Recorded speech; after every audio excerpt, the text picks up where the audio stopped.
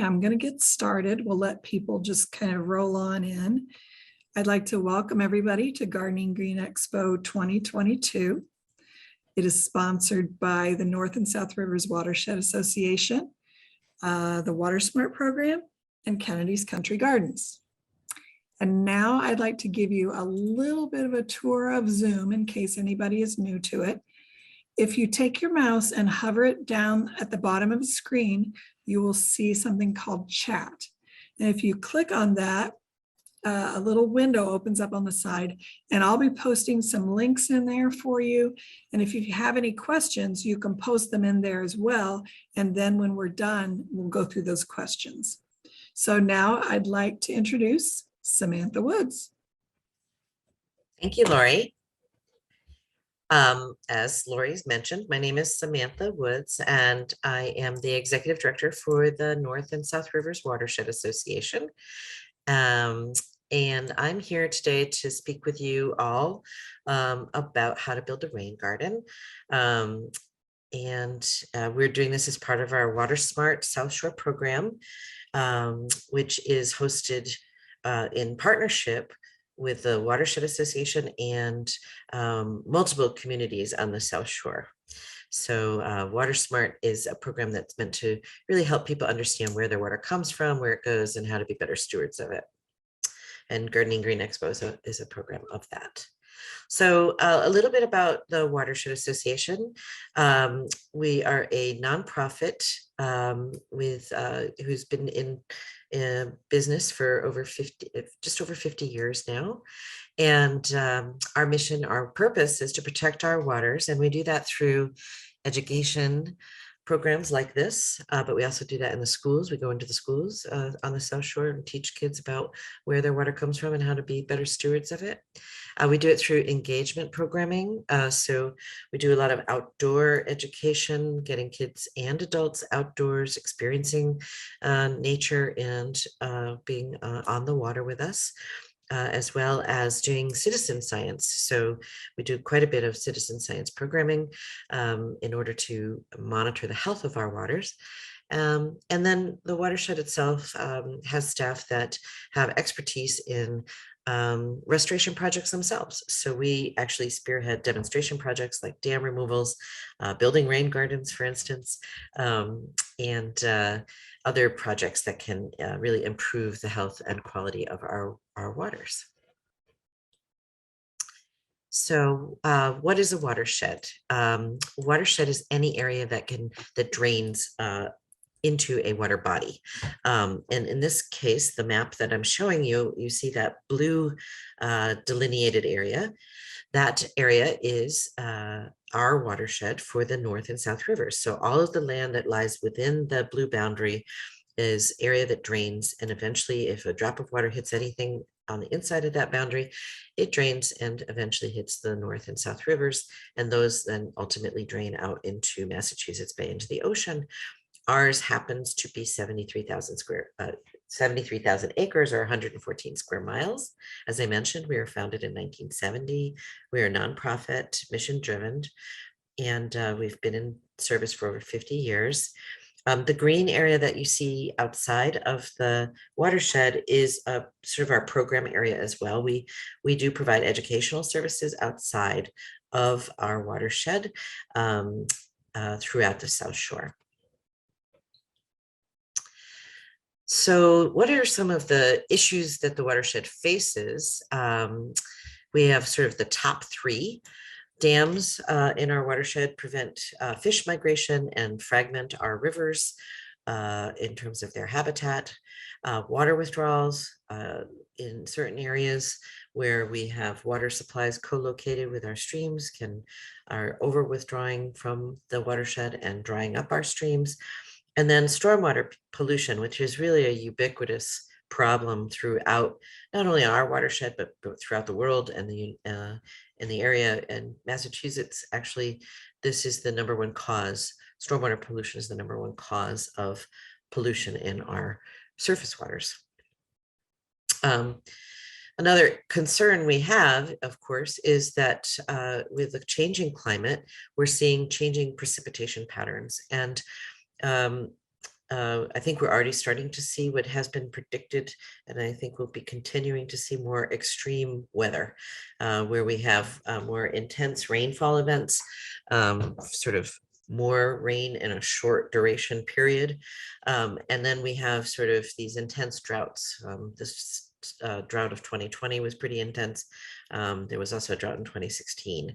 And in those droughts, we were seeing dried up stream beds, and of course, water supplies were becoming of concern.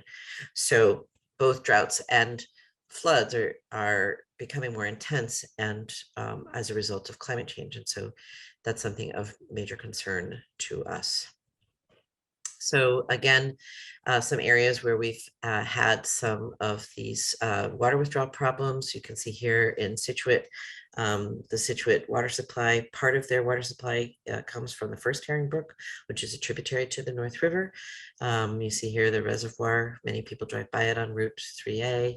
And then but they're not the only one who has trouble. Norwell, Hanover also take water from our watershed and are impacting the Third Herring Brook. And here you can see a dry stream bed. And in fact, we even in the drought of 2020 had a stream no flow, and we had a fish kill actually happen in that Third Herring Brook. Okay, so you know what's going on there. That the dynamics are kind of depicted in this picture. You know, we don't have to take the water right out of the surface waters to impact them. If we have wells located near streams, they can really, you can see this, what we call cone of depression around the pumping well, and that can take water out of the surface waters when the wells are proximate. And you can see the sort of aquifer beneath. That's where we get most of our drinking water from. It is also the water that feeds our streams during times of no precipitation in the summertime. So what we see when we see water flowing in a stream is really groundwater at the surface coming out. And you can see on the opposite side of your screen here, the precipitation happening and then the recharge. So water comes from clouds over the land, and in areas where we have natural soils, that water gets soaked up into the ground and recharges our aquifer so that we can replenish those storage volumes. Sorry, I just wanted to mention that in summer, we really see this impact of well withdrawals on our streams, because the summer withdrawals almost double, sometimes even triple, due to outdoor watering. So stormwater runoff is the third part of our concerns, and rain or snow that's not absorbed by plants and soil that travel across the land to the nearest water body are what we call stormwater runoff. Once, you know, when it in a forested environment, maybe 10% of the runoff, 10% of the rain that hits the land is going to run off directly into our surface waters. But now, as we've developed, we compact the soils, even in our lawns. Those soils can be compacted, and then we add hard surfaces like pavement and our roofs. Now, about in our area, about 60 to 90% of the areas are in what we consider to be impervious, and increasing that stormwater runoff. So stormwater runoff is a major concern in our watershed. Runoff from residential areas often contain excess fertilizers. They can have pesticides, obviously trash, sometimes oil from our cars and roadways, animal waste, dog waste, but also birds, you know, as they fly over parking lots, or you know, you see lots of seagulls sitting on a parking lot. Their waste is landing on that pavement and accumulating, and then when it rains, it all washes off into our water bodies, and of course yard waste. It flows across those paved areas when it rains, and lawns can even generate up to 90% as much runoff as pavement, because they're often very compacted. And so where does that runoff go?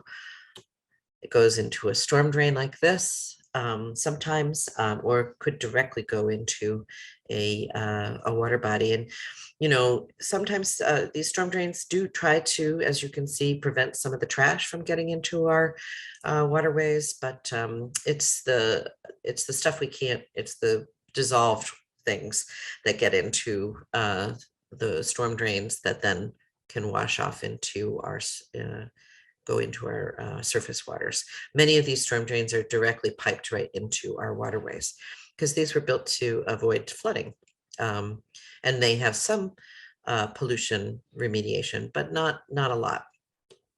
So healthy surface waters equal healthy water supply. So we want to make sure that our surface waters are as protected as possible, as well as our aquifers. Rain gardens, building a rain garden can help with all three of these issues, both getting waters back into the aquifer, making sure that the water storage volume is good for our drinking water supply, and also reducing our pollution, because rain gardens actually act to filter the water out, and the plants that are in the rain garden actually help to take up some of the nutrients. So these are really, there's very few things that are silver bullets in the world. This is one. This is actually something that does a lot of good with a fairly small amount of effort. So that's why we're interested in sharing with you how you can build a rain garden. This was a rain garden that was built in Scituate in conjunction with a school program several years ago. So as I mentioned already, why we would do this: we want to prevent that stormwater from entering our waterways. We want to replenish our aquifers. They're relatively easy and inexpensive to install and maintain. They can help control flooding if that's a concern. If you live near an area that gets flooding. They offer wildlife habitat when we install native species. They improve the water quality, as I mentioned, because they're filtering out any of those nutrients and pollutants, and they are customizable and I think beautiful, and hopefully something fun that you may be able to do with your whole family. So here's a cross section of a rain garden, and you can see at the top we say recharge, not recharge your Apple battery for your phone, but recharge the groundwater. We want to reduce runoff and recharge the groundwater. And you can see here that this is sort of a cross section. If we were to cut through the middle of a rain garden, there would be it's about 2 to 2.5 feet deep. That's a very variable depth. You can have an optional gravel layer if your soils are not very permeable. You don't have to have that. And the optimal sort of mix to build your rain garden is 2 parts sand to 1 part topsoil, and 1 part compost, and then a layer of mulch on top with the plants. And what you want is basically to build a bowl. We're going to show you some more detail about that, but essentially a rain garden is just a slightly depressed into the ground garden that captures water and recharges it back in. It doesn't create new water, so you don't have to worry about flooding or other things like this. We're not actually creating new stormwater. We're just essentially directing some stormwater that was already on your property to an area where it will be more readily absorbed. And so you don't have to worry that you're creating problems. Of course, if you're going to direct all of your stormwater to a new place in your property, then you might need to make a rain garden that's slightly bigger, and you just want to make sure you're not directing water onto your neighbor's property. So just to actually sort of comment about the general principles here, the idea here is that we're trying to mimic what was here before, a more natural hydrology. We don't want to actually take all of the stormwater from our hard surfaces and put them in a central location. We'd rather actually distribute them more throughout the property as they would have been normally. So taking one roof gutter and making a smaller rain garden, you want to put the water as close to where it would have landed naturally. So, okay, how to build one. So the first thing you're going to do is look around your property and pick a location. You want to make sure you're 10 feet away from a building foundation, because we don't really want to direct water into your basement. Trying to, part of the reason we're doing this is to get maybe water away from your foundation.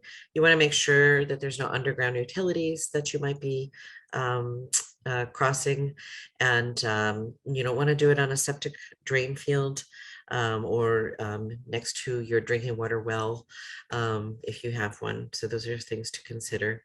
And you don't want to put it in an area where water pools during storms, but not a wetland. So you don't want it to be in a wetland. We don't want to disturb what is already doing a good job of absorbing rainwater. Not only that, there are rules against that. So you want to make sure that you pick a place that's not an existing wetland. And then there are some calculations that you can do. These are guidelines, not rules. I tried to make the analogy that this is like more like making a Italian sauce than baking a cookie. We don't have to have exact proportions here.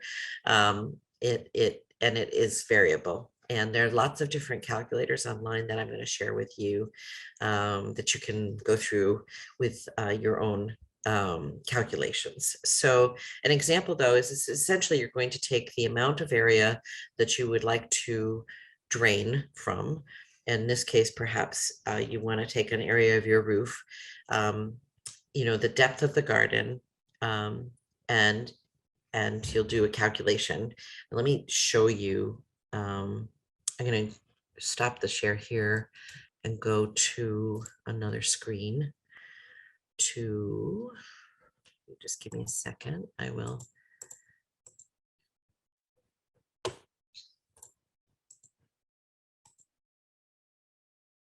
Okay. I found this wonderful new calculator that I thought I wanted to share with you. All these resources will be made available to you.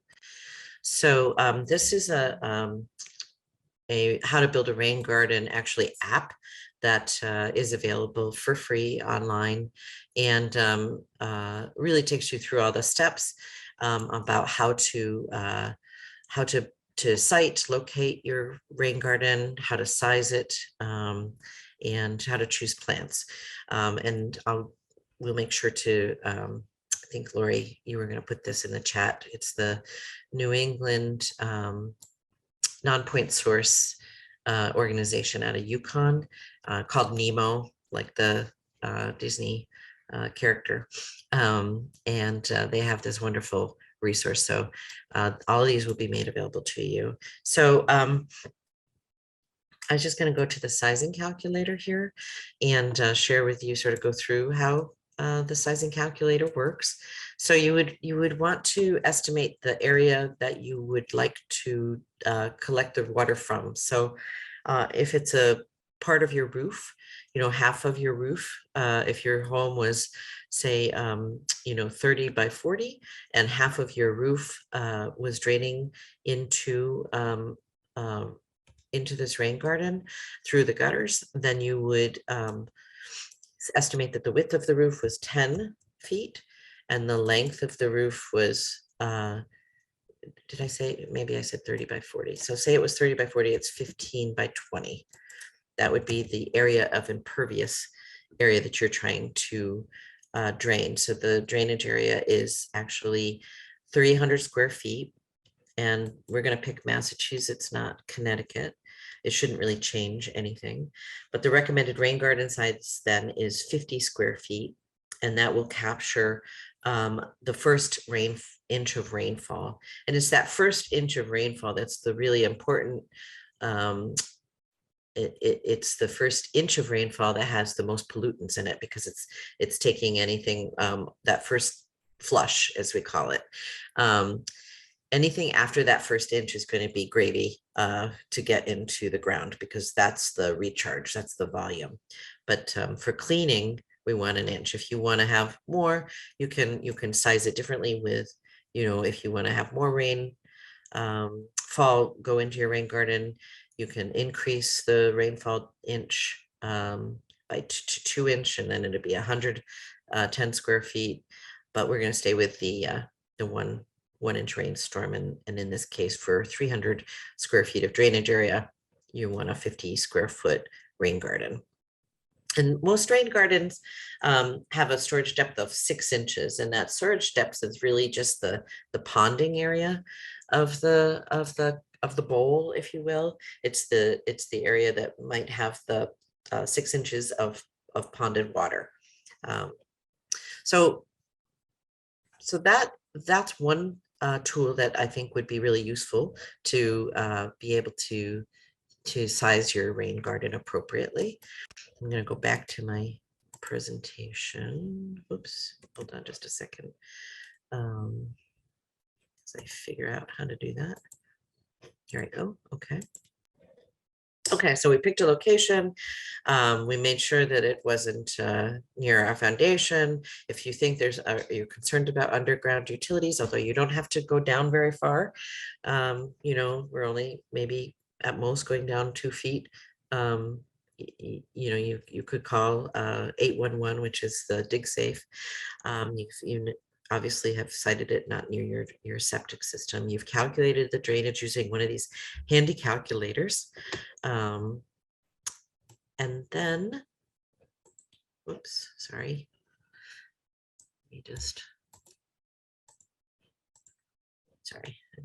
Going back and forth is a little more challenging than I had anticipated. All right. Okay. As I said, call dig safe, right? You want to make sure that you're not digging up a gas line or something more concerning, particularly if you're using an excavator, but I don't think you don't have to do that. You can just use a shovel. These, again, they don't have to be super deep. They can be any shape. They just need to be about 6 inches lower in the center than the edge. You want to avoid, of course, damaging any existing tree roots. You want to check your drainage, and in order to do that, you can basically do a little at-home perk test. You're going to dig a 6-inch hole in the ground where you'd like to, in the location that you've identified, that you'd like to place the rain garden. You're going to fill that with water. If there's still water after 24 hours, we would recommend choosing a new location. It's important that this drains. We don't, the idea is for this to drain. And you could, if it drains between 1 and 6 hours, you have great soil. You may not even really have to, you don't have to put in gravel or anything in the bottom. If it takes 6 to 18 hours, then I would say you might want to put a layer of gravel at the bottom. And again, if it's greater than 24 hours and you still have water standing in there, then I would pick a different spot. May not be a good place for you. You may have, too much clay in your soil. An ideal soil mixture is 2 parts sand to 1 part topsoil and 1 part compost. It says here, I said 2 feet in depth, but again, this can vary depending upon the size, how big you want to make your garden. If soils are well drained, then no sand is needed. If soils are not well drained, add drainage stone at the bottom. Again, we're not adding water here. This is just taking existing runoff and putting it into, hopefully draining it quicker into the aquifer and into the ground. And then we always, of course, recommend that you choose native plants that can tolerate both wet and dry roots, right? Because they're going to have periods of inundation, but then there's going to be dry periods. So you want to make sure that those plants are adapted to that, and also identify if it's a sunny or shady location. So you want to make sure that you find plants that are adapted to the conditions you're putting them in. I will change gears in just a second and share with you some of those plants. But first, I just want to finish talking about finishing the rain garden. So you're going to add a 2 to 3 inch layer of mulch to help retain the moisture and prevent weeds in your rain garden. And then in terms of maintenance, you're going to water, of course, just like any other garden. Once you plant it, you're going to water every other day for the first couple of 2 or 3 weeks until these are established.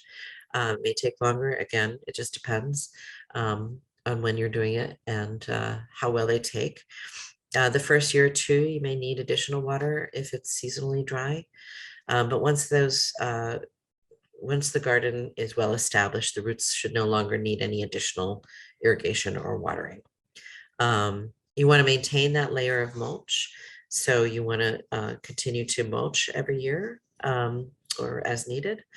A cubic yard of mulch is going to cover about 100 square feet with 2 to 3 inches of layer. And then, as I mentioned, the water should drain and not pool for more than 24 hours. So if you did the little drainage test, you should have no problem meeting that condition. And this is just a sort of schematic that shows a house lot with rain gardens placed in different locations. You could have a rain barrel associated with a rain garden and a gutter, so you could capture water in your rain barrel and have the overflow go into a rain garden. So you can do two things: store water for yourself to use, as well as any overflow can go into the rain garden. If you're doing a rain garden that's not just capturing roof runoff, but sort of driveway runoff, you just have to kind of see how the lay of the land is to make sure that you're capturing it, so that that you're using the existing topography. Oftentimes driveways can be draining right to the street, so it may or not be able to be captured on your lot. So that it would be nice if we could, but any other hard surfaces might be able to be done with a rain garden. And then this is just some pictures of some rain gardens that we've installed on the South Shore. And we actually have this was in the middle of actually planting. We have on our website, again, how to build the rain garden, the presentations, all these resources are available. And I have a Google map that shows you different places where rain gardens have been installed on the South Shore if you want to go take a look at them. This one happens to be at the Pembroke Town Hall that we took. You can see some of the gutter that we took when piped the water from the gutter into the rain garden. This is catching some road runoff in Hull next to the Estuary Center. This is the Target. Probably a lot of people have gone to the Target in Hanover. As part of their development, we asked them if they would please include rain gardens in their stormwater treatment, and they have. This was right when it first started, when they first installed them, and now unfortunately they've let Phragmites grow in here, and so that's kind of sad. But the good news is that they are picking up the trash that gets accumulated in this, and it's good because rain gardens really allow us to see what is happening, whereas sometimes when we use those gutters, storm drains, people don't see the trash accumulation. It just runs off into the streams, and in this case people get to see it, and so Target isn't going to just hopefully leave it to be a mess.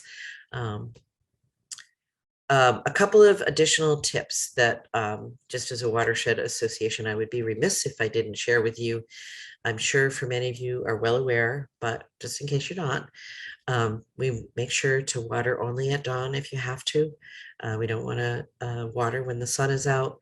We don't want to water lawns that are not thirsty. And we want to make sure that we encourage deep roots so that you don't have to water very often. If you're going to water at all, which we're not, encouraging you to, but if you do, you want to do it well and infrequently. Obviously, in a drought, we ask you not to water your lawn at all. The grass will turn brown, and in most cases will hopefully come back. It just goes dormant.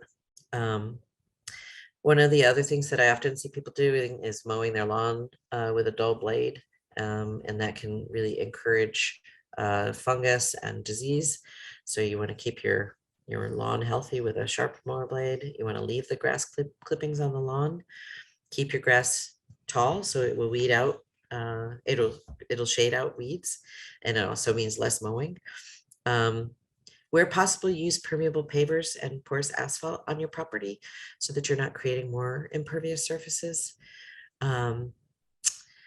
Create a mini meadow. These are all things that I think other people have talked to you about. And of course, compost, compost, compost. In fact, I think we have another talk about how to compost. I hope you'll stay tuned for that.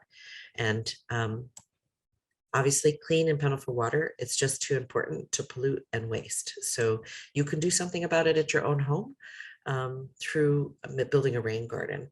And then I'm now going to share with you just a few plants that you could use in a rain garden. So if you give me a second, I'm going to once again try to find another screen here that I can share with you some cool plants. Sorry. All right. Let me share that screen. Okay. So when a couple of years ago we did the same rain garden talk. It's on our website. Again, we'll share with you these, but we also invited our friends from Wild Ones to come and share with us some of the plants that they would recommend, native plants for rain gardens. So you can see here a few native plants. If you have full sun, cardinal flower is good. It can tolerate both wet and dry feet. Canada anemone, you know what I'm saying. Joe Pieweed is a wonderful plant, and again can tolerate both wet and dry. False blue indigo, I have that in my garden and I love it, love it, love it. It's so beautiful. I also have bee balm in my garden. Aster, for fall color, is a wonderful plant to put in your rain garden, your sunny rain garden. Milkweed, swamp milkweed, and blue vervain. Those are just some full sun. And then for our partial sunny rain gardens, the sensitive fern, wild strawberry is a really good ground cover.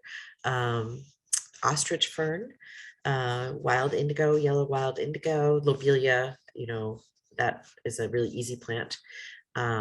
Blazing star, a coneflower, very tolerant of part sun. And then some shady plants. Wild ginger, again, Joe Pieweed, wild blue phlox, and Jack in the Pulpit. That's a nice one if you can get it. And I would recommend, if you're looking for native plants, definitely going to either Blue Stem or Kennedy's and talking to them about getting native plants. Oftentimes there's cultivars, so you really want to know the name, the Latin name, and be sure that you get the native, not the cultivar. They're the most beneficial for wildlife. So with that, Lori. It looks like we have a question and a comment. The question is, can permeable pavers be plowed without being damaged? It's hard. It's hard. So, if you have like a really large area that you're trying to have a hard surface and you want to add some porosity to that, then maybe almost like a French drain, you could create. Sometimes you see people just create a strip of permeable pavers so that the drainage from that asphalt comes down and goes into the permeable pavers. It may not get every drop of water, but it will help. And that should, you should be able to have the plow guy lift up enough at the bottom to not damage. But it is true that plowing is a little bit harder when you have sort of permeable pavers. In that case, maybe porous asphalt, but porous asphalt's expensive. Of course, permeable pavers are too, but porous asphalt might be a better solution for larger areas. Okay, and then it looks like we just have a comment. Mowing grass high also encourages deeper root growth and better survivability during dry spells. For sure. A lot of the, you know, grasses, as you know, are not, they're not native. And so they were designed for cool, sort of moist climates. And yeah, so definitely mowing high. Remember, it's a plant, not a carpet. And it needs to have that, the plant part of it needs to be healthy and able to photosynthesize in order to grow deeper roots. So, okay, any other questions? The next Uh, comment is, I missed the start, so maybe you already addressed this. My gutters already drain into my garden and then down my lawn. It's not going onto the street. Should I still consider a rain garden? Yeah, I mean, if the water is being intercepted, you've already got it going into the garden, then you kind of de facto have a rain garden. Um, if there's other areas on your property that you can see that might benefit from it, or areas of your roof that are not draining into that garden, then you might want to build a rain garden in a separate location. But it sounds, certainly if you're taking that water and putting it into an existing garden, it's still having the benefit of getting recharged. It's also having the benefit of watering that garden, it sounds like. So, it sounds like you're doing something already that's working. You probably have good soils. Okay, I think that's the end of the comments and questions. I did post some of the links in the chat for people that you talked about. And if anybody has any questions, they can always contact us for more information. Okay, Lori, there looks like there was one Q&A. Somebody went to the Q&A. Okay, here we go. Can those areas that puddle in the spring but dry up in winter handle rain gardens if the water doesn't drain in 24 hours? Can you suggest anything for those areas? Okay, so that sounds like it might be an area where there's probably some higher groundwater. And I think that is not probably a good location for a rain garden. So I think, again, you'd have to find another area perhaps on your property where you would be able to drain that water. So we don't recommend putting a rain garden in an area where you're already experiencing, sort of puddling. That doesn't drain, let's put it that way. Okay, we got another comment. It says, can you share the link for the PDF of the list of plants that you showed, please? Yes, of course. I'm going to do that right now. But again, what we can do, oh, that's a long link.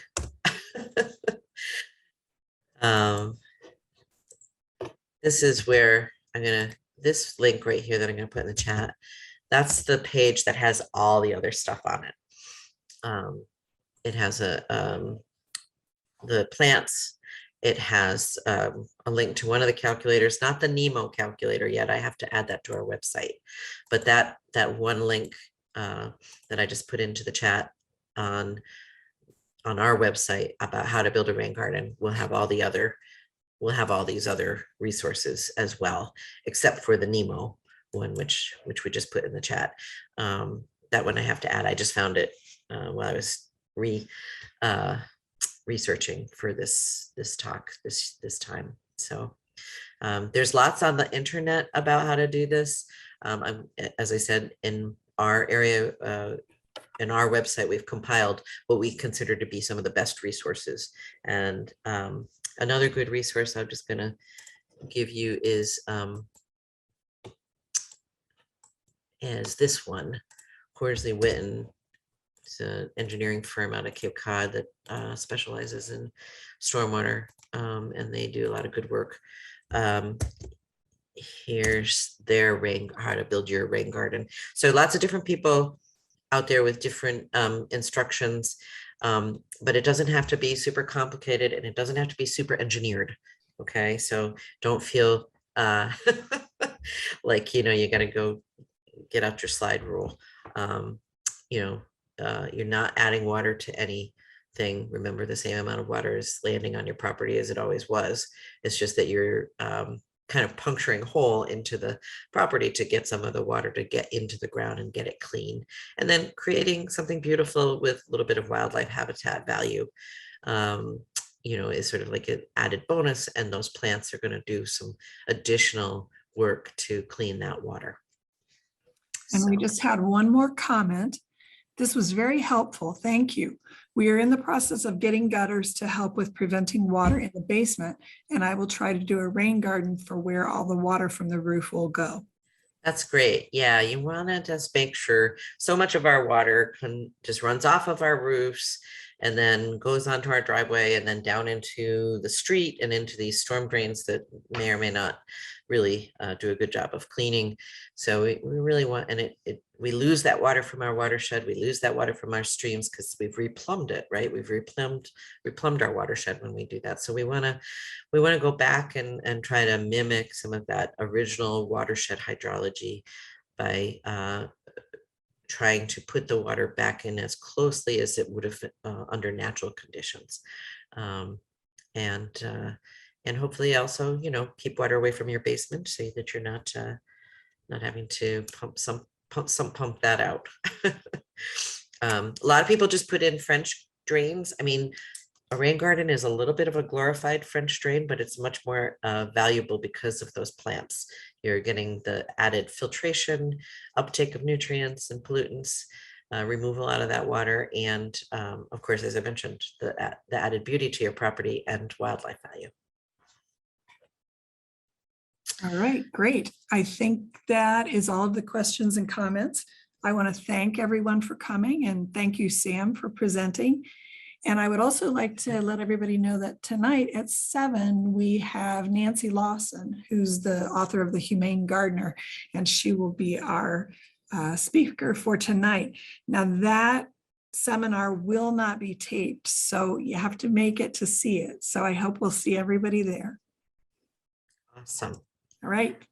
It's been a wonderful opportunity to share with you all about how to build a rain garden. I hope if you do build a rain garden that you take some pictures both while you're building it and then let us know, because we would love to share your stories, because the more we can do of these, the more benefits that will come from it. So we need as many people as possible to get on the rain garden bandwagon with us. So please let us know if you end up doing it and what your experiences were. We'd love to hear. And if you have any questions, please feel free to reach out to me in person, and I'm happy to do that. My email is just my name, Samantha @nsrwa.org. All right. Thank you, everyone. All right. Have a good rest of your lunch hour. Bye-bye. Bye.